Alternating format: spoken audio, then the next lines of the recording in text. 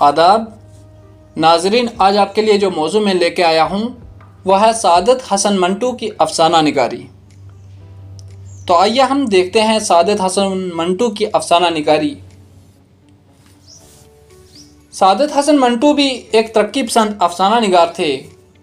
حالانکہ جو ترقی پسند نقاد ہیں وہ انہیں ترقی پسند افسانہ نگار نہیں تسلیم کرتے، اور کبھی وہ انہیں رجت پسند افسانہ نگار قرار دیتے ہیں، کیونکہ وہ اپنے دور کے سب سے زیادہ باغی تخلیق کار تھے۔ انہوں نے افسانوں میں اپنے لیے ایک منفرد راہ نکالی۔ انہوں نے خوبصورت مناظر یا حسن و عشق کے رنگین واقعات کو بیان کرنے کے بجائے زندگی کے بدصورت مناظر، تلخ حقیقتوں اور عورت مرد کے تعلقات اور ان کی نفسیات کی پیچیدگیوں کو اپنے مشاہدے اور مطالعے کا مرکز بنایا۔ منٹو کی ادبی زندگی کی ابتدا رسالوں کے لیے روسی اور فرانسیسی نمبر مرتب کرنے سے ہوئی۔ انہوں نے روسی کہانیوں کے ترجمے کیے، گورکی اور چیخوف کا بغور مطالعہ کیا، ان کے فن پر مضامین بھی لکھے۔ اس طرح ابتدا سے ہی ان کے فن پر مغربی ادیبوں کے اثرات ملتے ہیں۔ وہ افسانے میں نئے موضوعات لے کر آئے۔ انہیں افسانہ نگاری کے فن پر مکمل دسترس حاصل تھی۔ وہ چھوٹی چھوٹی چیزوں کو زندہ کر دینے کا فن جانتے تھے۔ منٹو کا پہلا افسانہ تماشا ہے، جو انہوں نے جلیانوالہ باغ کے خونی حادثے سے متاثر ہو کر لکھا تھا۔ اس کے بعد منٹو مسلسل لکھتے رہے اور انہوں نے اپنی ذہانت اور صلاحیت کی بنا پر افسانہ نگاری کے میدان میں جلد ہی ایک مستقل مقام بنا لیا۔ سعادت حسن منٹو زندگی کے سیاسی، معاشرتی، دینی، نفسیاتی اور اخلاقی مسائل کو پہلے مختلف زاویوں سے دیکھتے ہیں، پھر اسے افسانے کا موضوع بناتے ہیں۔ انہوں نے اپنے افسانوں میں پلاٹ کی بندش کا خاص خیال رکھا ہے۔ وہ کہانی کے وسط یعنی آغاز و انجام کے درمیان میں جو مراحل آتے ہیں انہیں فنکاری سے پیش کرتے ہیں۔ ان کا مقصد تمہید، وسط اور انجام کے درمیان ہم آہنگی اور ربط پیدا کرنا ہوتا ہے۔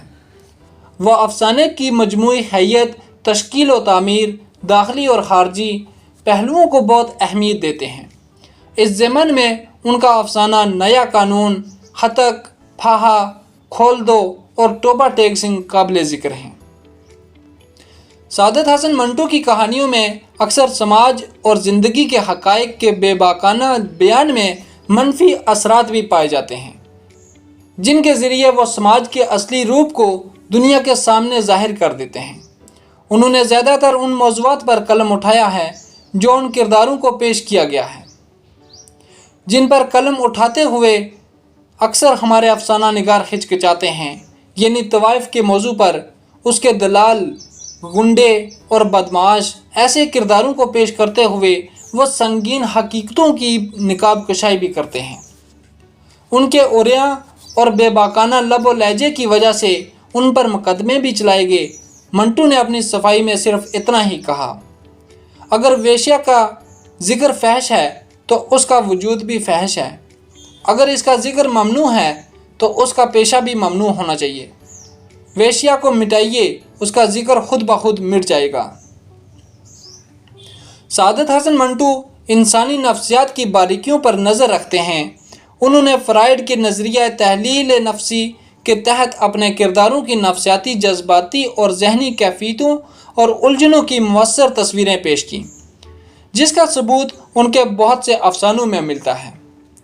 1919 عیسوی کی بات، ٹوبہ ٹیک سنگھ، کالی شلوار، ہتک، بو، دھواں، ننگی آوازیں، بلاؤزر، ٹھنڈا گوشت اس سلسلے میں قابل ذکر ہیں۔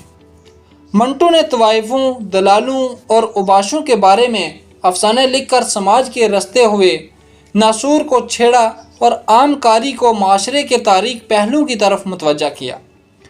ان کا ہر افسانہ کسی نہ کسی نئے سماجی موضوع اور مسئلے کو ہمارے سامنے لاتا ہے۔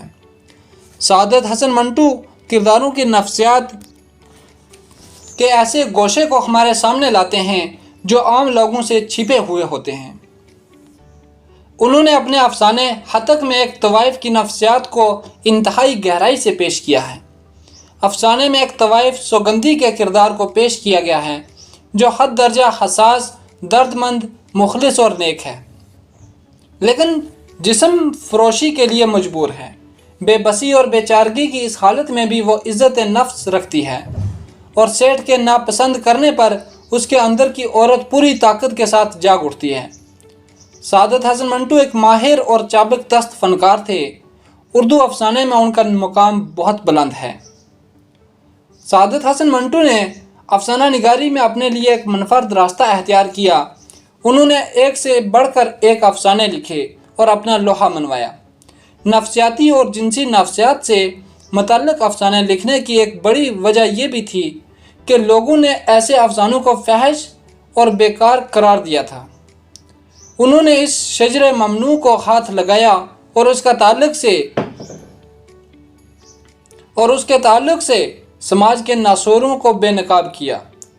یہ صحیح ہے کہ موضوعی طور پر ان کے افسانے محدود ہونے کا تاثر پیدا کرتے ہیں، مگر اس بات سے انکار بھی نہیں کیا جا سکتا کہ جس ہنرمندی سے انہوں نے اپنے طرز کو روا رکھا وہ اپنی مثال آپ ہیں۔